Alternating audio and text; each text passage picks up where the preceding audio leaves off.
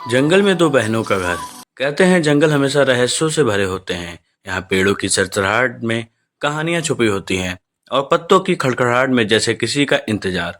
आज मैं आपको एक ऐसी ही कहानी सुनाने जा रहा हूँ। ये कहानी है दो बहनों की जिनका घर जंगल के बीचों बीच था। एक बहन थी दयालु और मासूम, जबकि दूसरी थी स्वार्थी और लालची। लेकिन इस जंगल में दोनों को अपने कर्मों का फल दिया गया था और हमें ये सिखाया गया कि जीवन में सच्चाई, दया और स्वयं सबसे बड़ी दौलत है। जंगल के बीच एक पुराना लकड़ी का घर था। चारों ओर ऊंचे ऊंचे पेड़, घना सन्नाटा और दूर कहीं से आती जंगल पक्षियों की आवाजें। उस घर में दो बहनें रहती थीं, सीमा और रीमा। सीमा बड़ी बहन थी।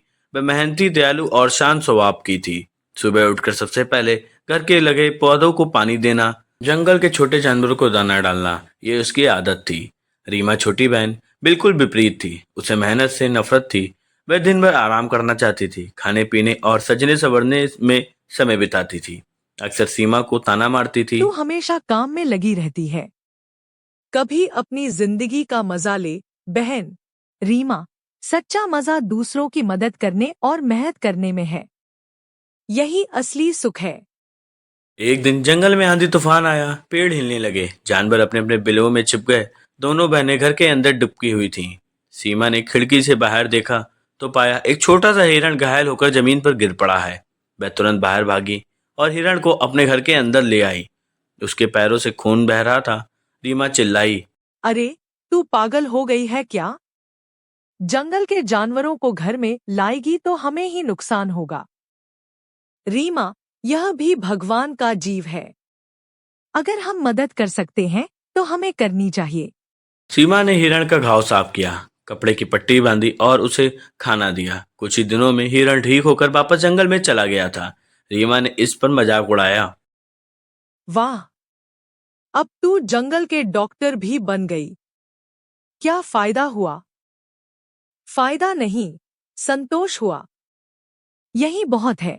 समय बीता। एक दिन जंगल में अफवाह फैल गई कि गहरे जंगल में सोने का पेड़ है, जिसके पत्ते ही सोने के बने हैं।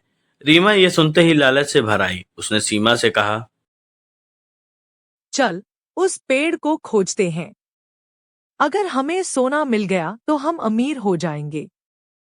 रीमा, धन का लोभ ठीक नहीं। हमें जितना है उसी में लेकिन संतोष रीमा करना नहीं मानी चाहिए। थी। वह अकेली ही जंगल निकल पड़ी। घंटों भटकने के बाद उसे सचमुच वह पेड़ दिख गया। उसकी शाखाओं पर चमकते सोने के पत्ते। रीमा खुशी से उछलने लगी। उसने पत्ते तोड़ने शुरू किए। लालची मनुष्य, तू जितना चाहे ले सकती है, लेकिन याद रख, जितना लेगी उतना ही बोझ तुझ पर बढ़ेगा।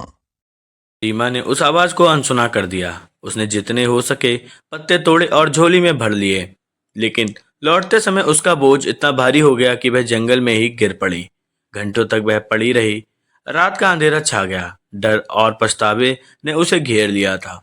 जब रीमा घर नहीं लौटी तो सीमा चिंतित हो गई। वह लालटेन लेकर जंगल में निकली और काफी खोजबीन के बाद रीमा को बेहोश हालत में पाया।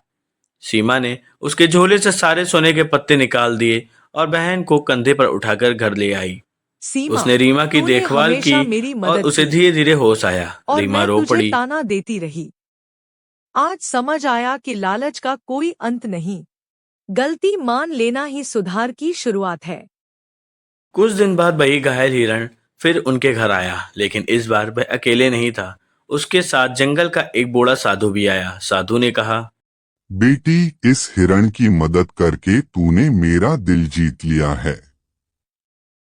यह जंगल तुझसे प्रसन्न है। साधु ने अपनी झोली से एक छोटा सा बीज निकाला और सीमा को दिया। इसे अपने घर के आंगन में बो देना। ये पेड़ तुझे उतना ही फल देगा जितना जरूरत होगी, न ज्यादा न कम। यही संतोष का पेड़ है। सीमा ने क्रम से बीज को बो दिया। कुछ ही दिनों में वहां एक अद्भुत पेड़ उगाया। उस पर स्वादिष्ट फल लगते थे जो कभी खत्म नहीं होते थे। अब दोनों बहनें उसी पेड़ के फलों से जीवन यापन करने लगी। रीमा ने भी मेहनत करना सीखा और सीमा की तरह दूसरों की मदद करने लगी। तो दोस्तों, इस जंगल की कहानी हमें यही सिखाती है, दया और करुणा से किया गया हर काम लौटकर अपने पास आता है। लालच कभी सुख नहीं देता, बल्कि दुख और बोझ भी बढ़ाता है। सच्चा धन मेहनत, संतोष और भाईचारे से है। सीमा और रीमा की तरह अगर हम भी जीवन में संतोष और दया को अपनाएं तो हमारा घर भी किसी जंगल के बीच स्वर्ग जैसा बन सकता है। दोस्तों, ऐसे ही कहानी देखने के लिए हमारे चैनल को सब्सक्राइब कर लें और बेल आइकन दबाना मत भूलिएगा।